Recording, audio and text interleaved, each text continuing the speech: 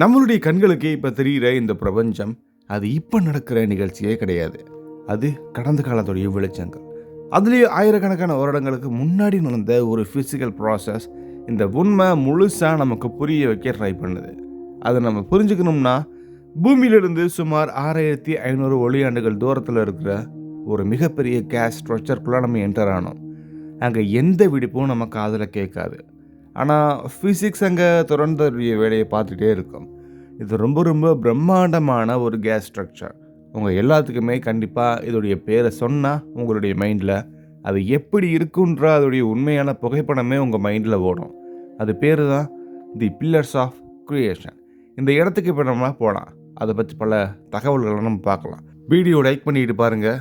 தென் மறக்காமல் சப்ஸ்கிரைப் பண்ணிடுங்க. நான் உங்கள் லோகபால கார்த்திகேயன். இப்போ நம்ம அதை எக்ஸ்போஸ் பண்ணுவோம். Expose everything.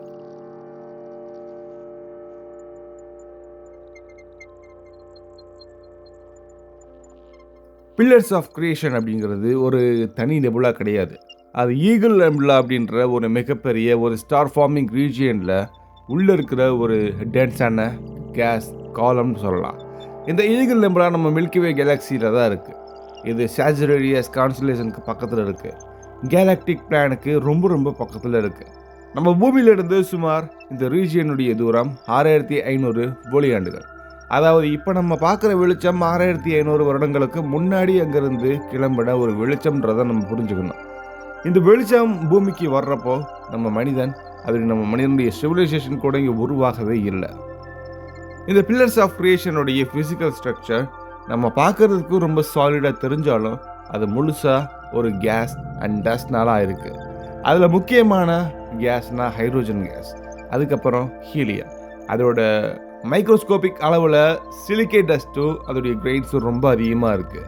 கார்பன் பேஸ்டு மாலிகூல்ஸும் அதிகமாக இருக்குது. இந்த டஸ்ட் பார்ட்டிகல்ஸ் எல்லாமே கேஸாக இருந்தால் கண்டிப்பாக அங்கே ஸ்டார்ஸ் உருவாக முடியாது.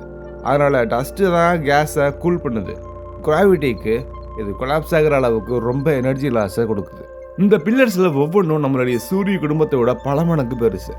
ஒரு சிங்கிள் பில்லரோட லென்த்து சுமார் 4-5 ஒளியாண்டுகள். நம்ம சோலார் சிஸ்டமுடைய அவுட்டர் பவுண்ட்ரி, அதாவது வுட் க்ளோடோட சேர்த்தாலும் ஒரு ஒளியாண்டுகள் கூட இருக்காது. ஸோ அதை விட ரொம்ப ரொம்ப மிகப்பெரிய ஒரு ஸ்ட்ரக்சராக இருக்குது.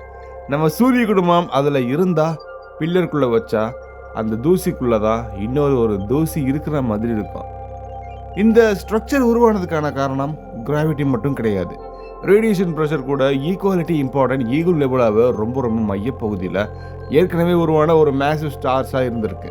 இந்த ஸ்டாரில் இருந்து வரக்கூடிய அல்ட்ராவயலட் ரேடியேஷன் சுற்றி இருக்கிற லோ டென்சிட்டி கேஸை ரொம்ப ஸ்லோவாக தள்ளிவிடுது. ஆனால் டென்ஸ் ரீஜியன்ஸ் மட்டுமே ரெசிஸ்ட் பண்ணுது. அந்த ரெசிஸ்ட் பண்ணுற டென்ஸ் கேஸ் தான் இப்போ நம்ம பார்க்குற இந்த பில்லர்ஸ். ரேடியேஷன் கேஸை அயனைஸ் பண்ணும். அயனைஸ்டு கேஸ் ரொம்ப வேகமாக எக்ஸ்பேண்ட் ஆகும். ஸ்லோவாக பில்லரோட சர்ஃபேஸ்லேருந்து கேஸ் கொஞ்சம் வேறு மாதிரி மாறும். இந்த எக்ஸ்பிரஷன் ஸ்பீட் சுமார் 10 கிலோமீட்டர் ஒரு செகண்டுக்கு. இது ஹியூமன்ஸ் நம்ம ரொம்ப ஈஸியாக புரிஞ்சுக்கணும்னா இது ரொம்ப ரொம்ப ஃபாஸ்ட் தான். ஆனால் ஆஸ்ட்ரோனாமிக்கல் ஸ்கேலில் அது ஒரு ஸ்லோவான ஒரு ப்ராசஸ்.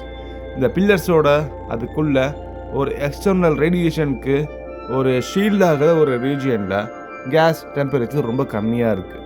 அங்கே கிராவிட்டியுடைய டாமினன்ஸ் ரொம்ப ரொம்ப அதிகமாக இருக்குது. அதனால் கேஸ் கிளம்ஸ் கொலாப்ஸ் ஆகுது. அந்த கொலாப்ஸில் இருந்து தான் புது புது நட்சத்திரங்கள் உருவாகுது. இந்த ஸ்டாருக்கு சயின்டிஃபிக் டேர்ம் புரோட்டோஸ்டார். இன்ஃப்ராரெட் அப்சர்வேஷனில் இந்த பில்லர்ஸ்குள்ளே எக்கச்சக்கமான சின்ன சின்ன புதிய உருவாக்கக்கூடிய நட்சத்திரங்களை நம்ம பார்த்துருக்கோம். முதலாக இந்த ரீஜியனை ரொம்ப டீட்டெயில்டாக அப்சர்வ் பண்ணது 1995 லான்ச் ஆன டெலஸ்கோப்பில். அதுக்கு முன்னாடியே கிரவுண்ட் பேஸ்டு டெலஸ்கோப் ஈகிள் நெபுலாவுக்குள்ள பல விஷயங்கள் இருக்குது அப்படிங்கிறத பார்த்துருக்கு. ஆனால் பில்லர்ஸை ரொம்ப ஐகானிக்காக இந்த உலகத்துக்கு காட்டினது ஹபிள் ஸ்பேஸ் டெலஸ்கோப் தான். 1995 ஹபிள் எடுத்த விசிபிள் லைட் இமேஜ் அந்த கேஸோட ஸ்ட்ரக்சரை ரொம்ப அழகாகவே ரொம்ப கிளியராகவே காட்டியிருக்கு.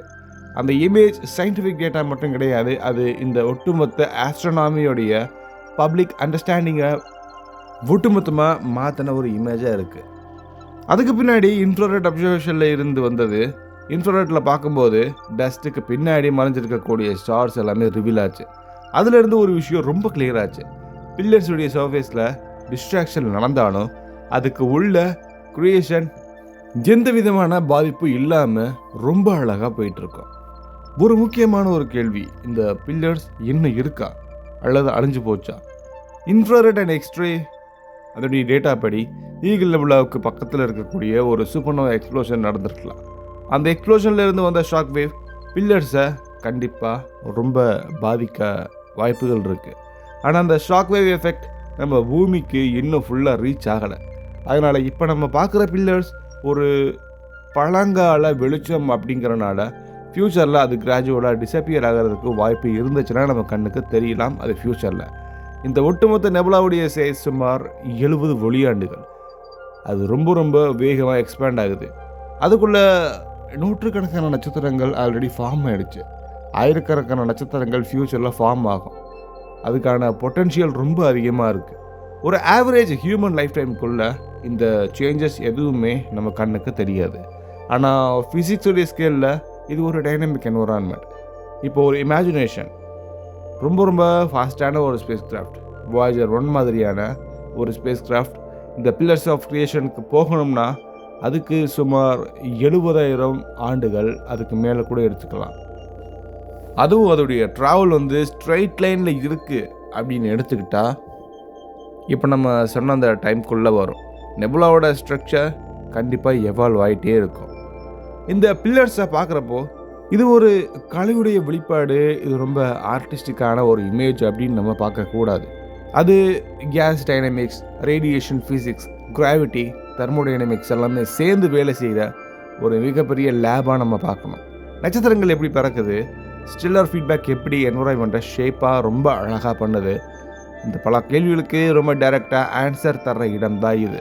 இந்த பில்லர்ஸ் கிரியேஷன்ஸை ரெப்ரசன்ட் பண்ணுறது சிம்பாலிசமாக இல்லை, ஃபிசிக்ஸ் இதை ரொம்ப அழகாக காட்டுது. கிரியேஷன் அங்கே ஸ்லோவாக ரொம்ப அமைதியாக இருக்குது. நம்ம இங்கே பண்ண மேக்ஸுக்கு இது ஒபே பண்ணுது. ஒரு உண்மையை ஒத்துக்கிறணும், இந்த யூனிவர்ஸ் நமக்காக பெர்ஃபார்ம் பண்ணல. அது தன்னுடைய விதிகளுக்கு மட்டுமே கட்டுப்பட்டு அந்த விதிகளோட ஒரு அழகான ஒரு எக்ஸாம்பிளை நமக்கு இந்த பில்லர்ஸ் ஆஃப் கிரியேஷன் மாதிரியான பல அழகான காட்சிகளை கொடுக்குது. ஸோ இந்த யூனிவர்ஸ் பல விஷயங்களில் நமக்கு சில உண்மைகளை கொடுக்கறதுக்கு ட்ரை பண்ணுது. அதோடைய லாங்குவேஜை நம்ம புரிஞ்சுக்கிட்டோம்னா மட்டுமே போதும், அதை நம்ம கேட்குறதுக்கு தயாராக இருந்தால் மட்டுமே போதும். இந்த வீடியோவில் தான் இது மாதிரி பல வீடியோஸ் கண்டிப்பாக ஃப்யூச்சரில் வரும்.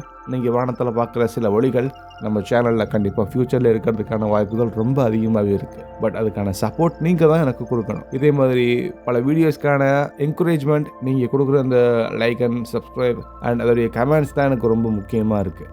ஸோ அடுத்த வீடியோவில் கண்டிப்பாக இன்னும் கொஞ்சம் ஆச்சரியமான இடத்த கண்டிப்பாக நம்ம சுற்றி பார்க்கலாம். பாய்.